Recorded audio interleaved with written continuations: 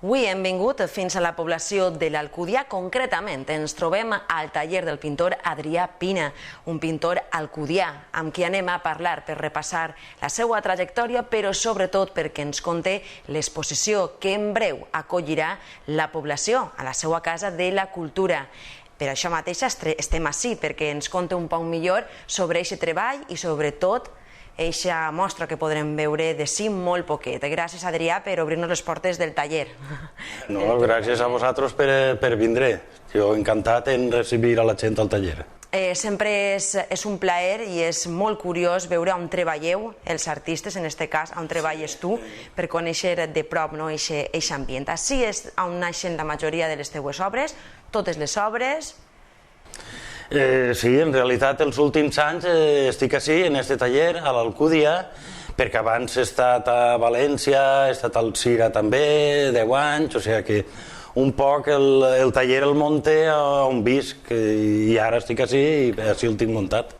Adrià, comentava jo que eres un pintor de l'Alcúdia, que treballa, afortunadament, com bé deies, ací a l'Alcúdia, al seu taller, i a mi m'agradaria preguntar-te, en primer lloc, perquè la gent el pugui conèixer un poc millor, com es desperta en tu aquesta passió per el món de l'art i concretament pel món de la pintura? Suposo que ho recordaràs de tota la vida, no? Sí, això va ser fa molts anys, va ser fa 45 anys.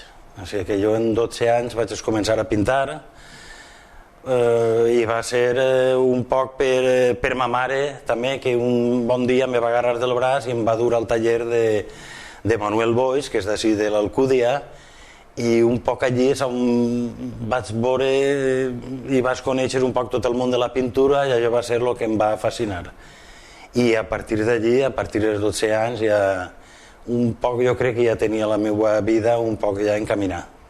Podem dir que per a tu això va ser el primer contacte realment. Manuel Boix va influenciar un poc en aquests inicis, no? Imagina, evidentment. Sí, tant. Un xiquet de 12 anys poc és algo que ho assimila tot i amb molta facilitat. Després sí que he fet molts viatges, he vist moltes coses i tot això també te va enriquint i te va fent també que la teua pintura un poc se vaig completant. Adrià, quan a nivell professional podem dir que fas la teua primera exposició? Me referís quan realment tota aquesta passió, aquesta inquietud es professionalitza i realment comencem aquest camí que avui ja està més que consolidat? Em pareix un poc pretensiós dir que als 12 anys jo ja volia ser pintor, no? Però jo a Xina un poc també ho vaig veure.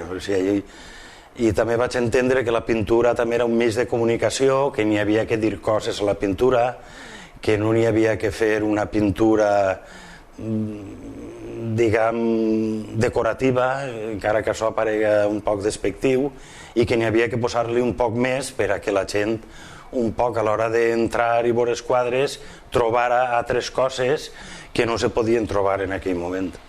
Imagina que, com has comentat al principi, Adrià, has tingut una evolució en els teus treballs, perquè, clar, evidentment, ho has comentat, he vist coses, he viatjat... Sí, clar, sí, això és imprescindible per al món de la pintura. Com definiríem al principi la teua obra? Ha variat molt fins a aquests moments? Sí que ha variat, espero que sí que vaig a variat, perquè no m'agradaria avorrir a la gent, clar. I si has arriesgat molt i has canviat... Sí que he fet canvis prou, diguem, valents en la meva pintura. I vaig a tot això, pensé que ha anat tot incorporant-se a la motxilla que portes darrere, que és la que fa que a l'hora de posar-te a fer alguna cosa pogués anar tirant d'aquesta motxilla de tot el que has anat arreplegant. Actualment, com definiries un poc aquest estil per el que avui el podem reconèixer? Jo sempre he dit que treballa dins del món del realisme. Hi ha molta gent que diu que faig hiperrealisme perquè és un realisme, diguem, molt cru, però sempre té una segona lectura, un poc més dolç, que no entra dins de la categoria de l'hiperrealisme, perquè l'hiperrealisme és un terme que va néixer als Estats Units i era la reproducció completament fidel d'una imatge fotogràfica.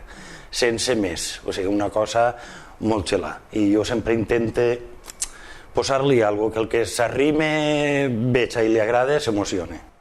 Per exemple, jo estava comentant que en breu podrem gaudir d'una exposició així a l'Alcúdia.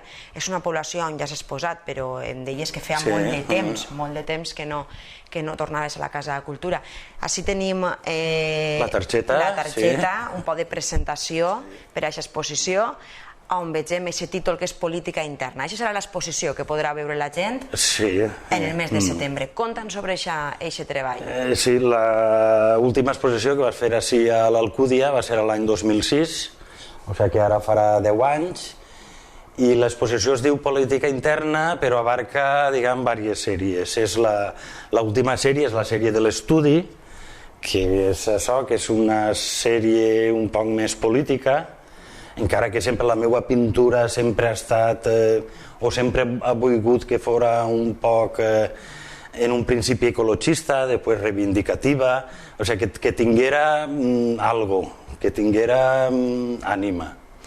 Un missatge ahí, no? Que sempre tinga ahí un missatge. Per tant, aquest serà un dels quadres que podrem veure. Després Les mans, que és una sèrie que sempre m'ha acompanyat, molt significativa en la meva història, i Les capses, que són els llapisos. Molta gent me coneix només per els llapisos, però he fet moltes coses. Podem dir que ahir és un poc la teua... t'identifiquen més que res per això, en aquest principi. El dels llapisos. El dels llapisos. I m'agradaria també preguntar-te, Adrià, quines són les tècniques un poc que més has utilitzat per a aquest treball que anem a veure en l'Alcúdia?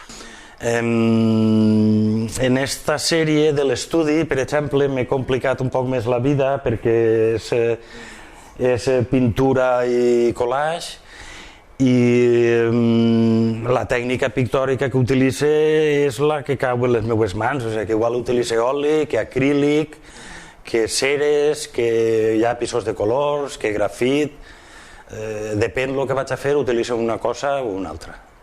Aquesta exposició ha estat en altres ciutats, no? Me comentaves que, per exemple, en Alcoi... En març s'exposà en Alcoi, en la llotja de Sant Jordi, que va estar un parell de mesos, i pense que pràcticament tot el que estava en l'exposició, excepte alguna cosa per a ús de muntatge que no podrà estar, serà l'exposició que se podrà veure així. Com resumiries esta mostra, Política Interna? Què ha suposat per a tu?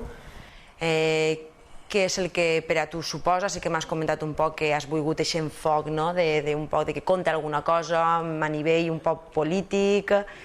És que jo sóc una persona i a mi m'afecten molt les coses, i quan algo t'afecta, normalment el que vols és que aparega en la teva obra, perquè al fi i al cap jo estic així tot el dia pintant i és la meva vida. Saps? I el que t'afecta sempre acaba apareguent. Encara que no ho aparega, sempre està. Quines són les expectatives que hi ha de cara a aquesta exposició? Content de tornar a exposar a ser l'Alcúdia, imagina, després de 10 anys? Perquè fa 10 anys, sí, fa 10 anys.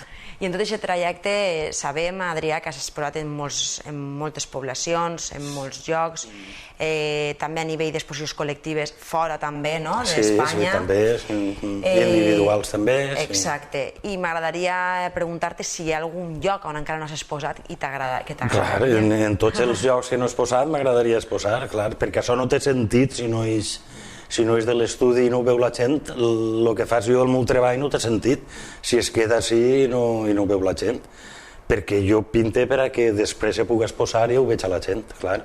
Si no té sentit. I després d'aquesta exposició anirà a una altra població? Això estic veient, sí, de fer una altra individual, però aquestes coses, fins que no se concreten, no es poden dir. No se diuen. Exacte.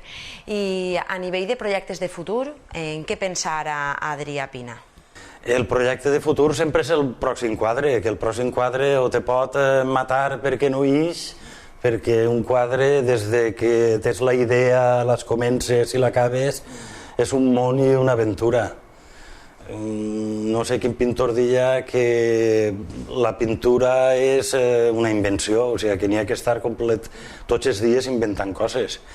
I això me dedica, a vegades ixen els invents i a vegades no.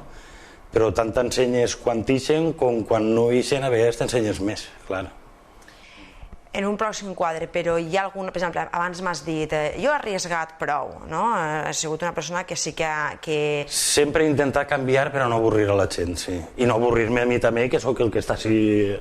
Exacte, per això volia dir que si en projectes futurs vas a fer alguna aposta o en principi vas a mantenir aquesta línia... De moment m'ho planteja quadre a quadre, o sigui, acabar el quadre que tinc entre mans i treure-lo i no puc dir què és el que vaig a fer perquè és que en una hora puc canviar de sèrie o de tècnica o de lo que siga per a que el que jo vull dir isga bé i s'apreci després. Com bé has dit, són moltes hores al taller i de vegades, com bé deies, els ànims, un poc la inspiració, tot influeix, no?, per a aquest resultat final. Sí, clar, són moltes hores, hi ha moltes hores que te les passes molt bé, però hi ha moltes hores que són un poc farragoses a l'hora de trobar el camí per a poder resoldre una pintura. Però vaja, pensa que tot forma part, clar, perquè després quan l'acabes sí que tens una gran satisfacció. Adrià, començant parlant dels teus inicis, m'has comentat que ja als 12 anys ja pràcticament...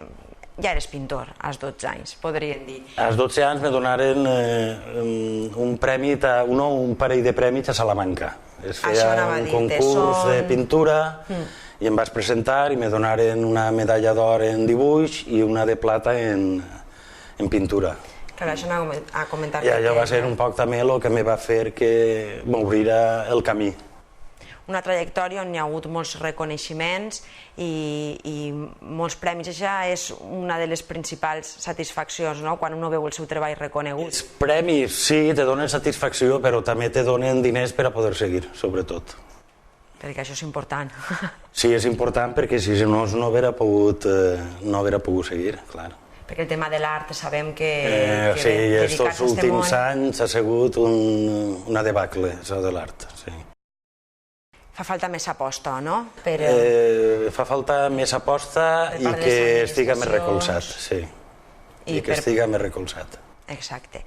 Tornant al que ens ocupa, que és aquesta exposició, convidar, imagina que la gent, a que s'acosta, a que la veja i sobretot... Sí, espera, perquè és per això, sí. M'has comentat que són 3 sèries, no?, el que hi podem dir, no? Sí. La de l'estudi, la de les mans i la de les capses. Quantes peces? En total podrem... Pense que si ho fem tal com ho tenim previst, més de 50 peces segur, sí. 50, 70, depèn de com ho fem. Doncs molt bé, Adrià. Gràcies per comentar-nos un poc sobre el teu treball. De l'1 al 30 de setembre estarà aquesta exposició Política Interna a la Casa de la Cultura. Perquè la gent ja molt coneix el teu treball, però també sempre és bo veure com... Posar-se al dia.